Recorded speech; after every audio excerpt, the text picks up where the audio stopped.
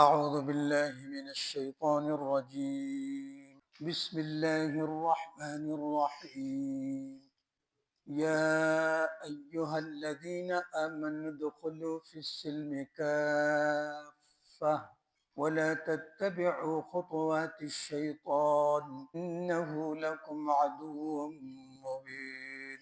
فإن زللتم من بعد ما جاءتكم البينات فاعلموا أن الله عزيز حكيم. صدق الله العظيم. सूरत बकरा आयत नंबर 208 और 209 په دې آیاتو کې الله جل شانه ما او تاسو او هر یو مسلمان ته خطاب فرمایلی دی په یا ایها الذین آمنو سره، او ډیر اهم خطاب دی، ډیر اهم حکم دی. پس د دینه چې الله جل شانه په تیر شوی آیت کې د هغه مخلصینو ذکر فرمایو چې هغوی د الله په مینه کې، د الله په محبت کې د دین اسلام په لاره کې دومره مخلصین دي چې هغوی د الله د رضا د حاصلولو لپاره خپل ځان هم خرڅ کړي، خپل جایداد هم خرڅ کړي، خپل مال هم خرڅ کړي. د مخلصینو ذکر دی. بعضی وخت کې اخلاص چې د دې سره تعلیم، علم او تربیت په هغې کې کمی وي،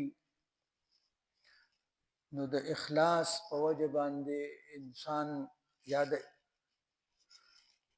زیات تر اخلاص په وجه باندې انسان په بعضې امورو کې، په بعضې اعمالو کې د واقع شي، د در حقیقت دا عمل چې کوي نو دا د اخلاص په بنا باندې کوي، څه ناکاره نیت، ناکاره جذبه نه وي، لیکن په هغه اخلاص کې د خطا شي او د اسلام او د دین د دایرې نه ووځي. زمونږ یو مشهور حضرت مولانا سید احمد خان صاحب رحمت الله علیه زمونږ مشهور او زمونږ الله د خدمت موقع مونږ ته راکړې ده. هغوی به دا فرمایل چې د بعضې خلکو اخلاص هغه د شیطان په کار راځي. دی وایي چې زه چې دی نو ډېر لوی کار کومه، ډېر لوی عمل کومه او زه دین اسلام ته ډېره لویه فایده رسومه، لیکن در حقیقت هغه اسلام ته فایده نه، هغه باطل ته فایده، هغه شیطان ته فایده، او د ده د اخلاص نه زیاته فایده هغه باطل خلق، شیاطین هغوی ته رسي. نو رب العالمین دلته دا آیت نازل کو چې مخلصین مسلمانان هغوی خطا نشي، هغوی بیدار وي. د رسول الله صلی الله علیه وسلم په خدمت کې بعضی مخلصین مسلمانانو لکه عبدالله ابن سلام رضی الله تعالی عنه چې دا د اهل کتابو د یهودو ډېر لوی عالم او د دې په شانت نورو بعضی حضراتو دا تجویز پیش کو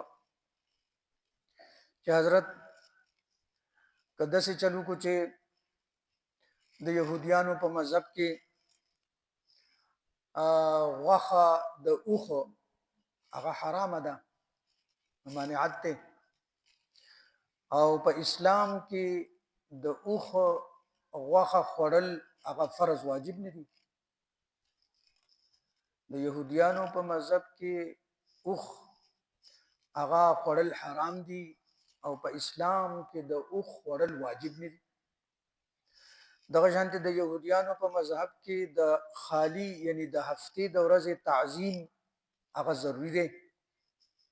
یوم السبت د نصاراو په مذهب کې یوم الاحد دی، اتوار دی، سنډه، او د یهودیانو په مذهب کې هفتې ورځ دا یوم السبت دی. نو د یهودو په مذهب کې د هفتې ورځ هغه محترمه ده، او زمونږ په اسلام کې د هفتې د ورځې د احترام نه څه ممانعت نشته. نو که داسې څه یو اعتدال والا نظام مونږ جوړ کړو چې د یهودیت چې کوم احکام دي په هغې باندې عمل کیږي، او د اسلام چې کوم آداب دي یا احکام دي په هغې باندې چلېدی شو، نو د دې به ډېرې لویې فایدې اهل کتاب به رانږدې کېږي، نصارا او یهودو. لکه اوس هم زمونږ په دې زمانه کې دنیا لګیا ده، او د ملت ابراهیمي او د دین ابراهیمي په نوم باندې کېدای شي تاسو زمانه زیات خبر یې، د هغې په نوم باندې یو نظام جوړوي د تمامې دنیا د انسانیت لپاره، چې په هغې کې د یهودیت هم رعایت وي او د نصرانیت رعایت هم وي، او په اسلام نوم د اسلام وي او ملت ابراهیم. لګیا دي ډېر خلک لګیا دي، کوششونه کوي. الله دې زموږ علماء کرامو ته نورم طاقت او همت او برکت نصیب کړي. دغه حضرات دي چې لګیا دي د دین اسلام پهرداري کوي او د دین اسلام چوکیداري کوي. که دا حضرات نه وي والله اعلم چې موږ ته په کوم رنګ کې د اسلام په مختلفو رنګونو کې په مختلفو طریقو سره هغه چې دی نو خبرې چلیږي. نو الله جل شانه دا آیت نازل کړ: اے ایمان والو، یا ایها الذین آمنوا، اے ایمان والو، ادخلوا فی السلم کافه. اسلام، دین اسلام دا د چا پیوند ته نه دی محتاج. د دین اسلام عقیده خپل ده، د دین اسلام چې دی نو عبادات خپل دي، د دین اسلام اخلاقیات خپل دي، د دین اسلام معیشت خپل دی، د دین اسلام معاشرت خپل دی، د دین اسلام سیاست خپل دی. دا څه ناقص دین خو نه دی د یهودیت او د نصرانیت په شان دی، بلکې دا خو یو کامل او مکمل دین نه دی، نظام دی د ژوند. او د هر شخص لپاره، د هر طبقې لپاره، که حاکم دی او که محکوم دی او که غریب دی او که فقیر تاجر دی او که ښځه ده، او که د هر شخص لپاره او د هرې طبقې لپاره یو کامل رهنمایي کوي دین اسلام. دین اسلام دا یوازې د توحید دعوت نه ورکوي، دې کې عبادات هم دي، او یوازې عبادات نه دي بلکې دې کې معاملات دي، معیشت دی، کاروبار، نوکري، دا ټول معاشرت، غم، خادي، ورکړه راکړه، دوستي، دشمني، خپلولي، صله رحمي، قطع رحمي، دا ټول خبرې. سیاست لوی نظام دی. کانت بنو اسرائیل تسوسهم الانبیاء، یو لوی نظام دی د قرآن چې د سیاسي اصولو لپاره، د سیاست د میدان لپاره او د سیاست د عمل لپاره هغه د قرآن او حدیث تعلیمات دي، او د انبیاء زندگی دا یو مکمل نظام دی. ته ته نه خبر نو دې کې د دین اسلام قصور خو نه دی. نو داسې مه کوئ چې تاسو صرف یو څو خبرې د اسلام نه راواخلئ، عبادات او منځ او توحید او وغیره د عقیده، زړه چې دی نو ستاسو هغه مسلمان وي، او اعضاء او جوارح هغه عمل د مسلمان نه وي. داسې یا عمل چې دی نو په ظاهره باندې د منافقانو په شانتي هغه مسلمانی وي، او دنه ذہن فکر هغه مسلمان نه وي. زبان سے کہہ بھی دیا لا الہ تو کیا حاصل، دل و نگاہ مسلمان نہیں تو کچھ نہیں، دل و نگاہ مسلمان نہیں تو کچھ نہیں. یہ شہادت گہے الفت میں قدم رکھنا ہے، لوگ آسان سمجھتے ہیں مسلمان ہونا. دا خو یو گواهی ده، دا خو یو میدان دی، دا خو یو ژوند دی. الله ذکر وفرمایل: یا ایها الذین آمنوا، ایمان والو، ادخلوا داخل شئ تاسو فی السلم په اسلام کې کافه، پورا، عقلا، فکرا، چې دی نو عملا، اخلاقا،